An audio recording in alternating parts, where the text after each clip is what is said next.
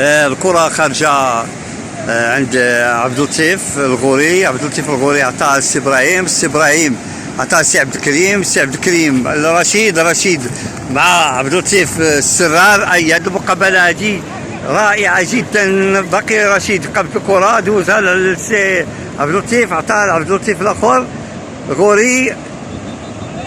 الان تنشوفوا هاد اللعاب هذا اللي هو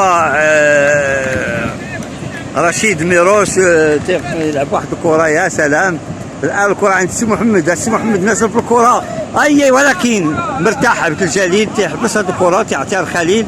خليل تيدوزها البيضاوي مصطفى. هاد الكره هذه اللي تتعرف واحد النشاط، واحد الحيويه كبيره تبارك الله. الاخوان كلهم في واحد المستوى عالي جدا. السي ادريس في حراسه المرمى اللي قام بتنفيذ هذه الكره هذه وتيدوزها الى الاخ فديمه تعطيها للسي عبد اللطيف الهنيوي. عبد اللطيف الهنيوي دوزها للسي سعيد خليل غادي بالكره جهه المرمى. كانت غادي تسجل ولكن الحارس خرج عليها. والان تنشوفوا الكره انها تخرج الى زاويه لفائده الفريق الاخضر باش يجيبها ميروش.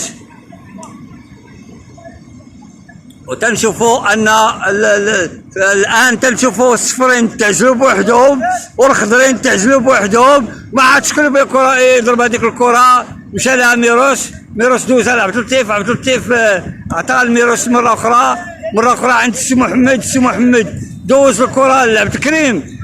عبد الكريم هذا اضافه نوعيه وتيبان على انه لعاب باقي في المستوى.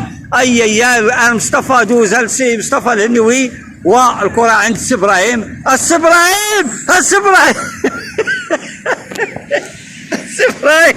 السي ابراهيم كان غادي يقوم بواحد الخطا فادح لكن الكره الان عند السي ابراهيم مره اخرى. السي ابراهيم اللي تيشوف عطاها السي محمد. الان الكره غاديه عند فديمه جهه سي ادريس عطاها السي عبد اللطيف ولكن دائما السرار في المكان المناسب. الان الكره خرجت الى السرد ولينا تنخافوا على اللعابه. البيضاوي لعب الكره مع السي سعيد فديمه مع الهنيوي. غاديه الكره عند مرتاح عبد الجليل عند السي بشويه